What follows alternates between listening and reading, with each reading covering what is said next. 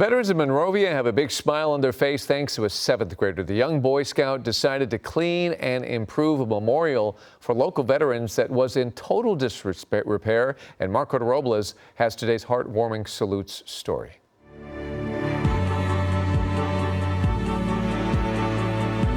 It's a veterans memorial within Monrovia Canyon Park, installed decades ago.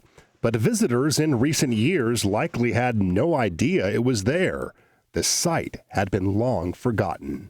The Bobcat Fires kind of uncovered it, and it was completely an utter mess. And so these local Monrovia Boy Scouts from Troop 66 answered the call.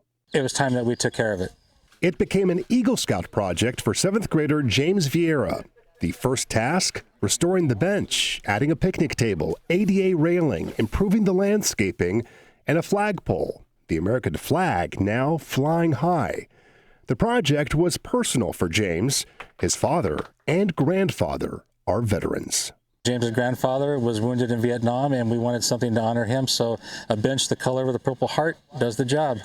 I feel very proud to be a veteran, and I think all the veterans feel the same way because we never received this honor when the war was on and when the war ended. It was really bad, but now we're getting all the credit and all the honors that all the veterans deserve.